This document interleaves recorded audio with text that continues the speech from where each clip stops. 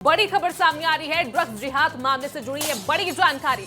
शारिक मछली पर crime branch ने शिकंजा कसा है। क्राइम ब्रांच ने शारिक मछली को उठा लिया है। जल्दी ही शारिक पर खुलासा हो सकता है। तो मध्य प्रदेश का यह हाई प्रोफाइल मामला ड्रग्स जिहाद मामले से जुड़ी है बड़ी जानकारी सामने आ रही है। अब तक कई आरोपी गिरफ्त में हैं और पूछताछ के आधार पर और भी गिरफ्तारियां हो रही है। लेकिन इससे पहले एक बड़ी जानकारी आपको दे रहे हैं कि शारिक मछली पर क्राइम ब्रांच ने शिकंजा कस लिया है। क्राइम ब्रांच ने शारिक मछली को उठा लिया है और जल्द ही बड़ा खुलासा होने की बात भी कही जा रही है, क्योंकि लगातार इस मामले पर नए खुलासे हो रहे हैं, नए अपडेट सामने आ रहे हैं और एक बड़ी जानकारी इसी बीच आपको बता रहे हैं। फिलहाल विवेक राणा हमारे साथ सीधे लाइव जुड़े हुए इसी खबर पर। विवेक, देखिए लगातार नए अपडेट सामने आ रहे हैं, लगातार कार्रवाइयां भी हो रही है ड्रग्स जिहाद को लेकर। अभी क्या कुछ अपडेट्स है आपके पास विवेक?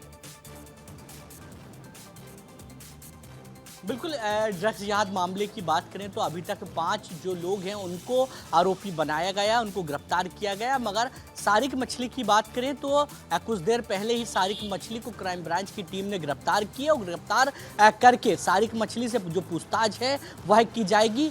संभावना जताई जा रही कि शारिक मछली को जिस प्रकार से गिरफ्तार किया है और जो पूछताछ की जाएगी उसके बाद क्राइम ब्रांच एक बड़ा खुलासा लव जिहाद मामले में कर सकते हैं। क्योंकि जिस प्रकार से राजधानी भोपाल में सबसे पहले लव जिहाद मामला आया, उसके बाद ड्रग्स जिहाद मामला आया और एक के बाद एक जो कनेक्शन है दोनों मामले के एक दूसरे से कहीं ना कहीं तार मिलते हुए दिखाई दे रहा है। क्योंकि सबसे पहले लव जिहाद जो मामला आया था वो क्लब 90s का था। शारिक मछली कहीं ना कहीं उस पर नाम आ रहा था, उस दौरान देखने को मिला था और सरकार के द्वारा एक सख्त कार्रवाई की गई थी। जो अवैध जो जमीन थी शारिक की उस पर बुलडोजर की कार्रवाई देखने को मिली थी। और अब जिस प्रकार से यासीन को गिरफ्तार किया गया था और यासीन के बाद एक जो तार जो हैं वो कहीं ना कहीं लव जिहाद मामले से जुड़ते हुए दिखाई दे रहा है। तो लग रहा है कि ये जो पूरा जो मामला है वो कहीं ना कहीं लव जिहाद मामला और ड्रग्स जिहाद मामला है और एक दूसरे से जो तार हैं उसके जुड़ते हुए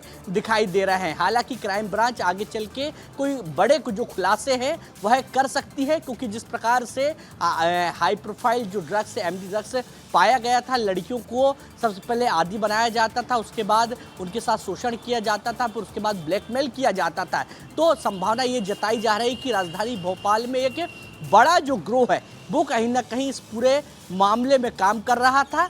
और साथ ही राष्ट्रीय मानव आयोग की यदि बात करें तो राष्ट्रीय मानव आयोग ने अपनी जांच रिपोर्ट में भी ये बताया था कि हिंदू लड़कियों को टारगेट किया जा रहा है और टारगेट करने के बाद उनको ब्लैकमेल किया जाता है और ब्लैकमेल करने के बाद कहीं ना कहीं धर्म परिवर्तन का जो उनका प्रेशर है वो कहीं ना कहीं डाला जाता है। तो अब क्राइम ब्रांच की टीम हर एंगल से पूरे मामले पर जो जांच है वही कर रही है। हालांकि 5 आरोपी पहले ही गिरफ्तार हो चुके हैं और अब शारिक मछली को क्राइम ब्रांच ने गिरफ्तार किया है और उससे पूछताछ की जाएगी। तो आगे चल के एक बड़े खुलासे की जो संभावना है वो कहीं ना कहीं लग रही है। वाकई विवेक, तो देखिए बड़ा खुलासा हो सकता है, क्योंकि सबसे पहले लव जिहाद का एंगल सामने आता है, उसके बाद ये ड्रग्स जिहाद बन जाता है। और तमाम जानकारी आपका देने के लिए बहुत बहुत शुक्रिया। लेकिन आप नजर बनाकर रखिएगा खबर पर।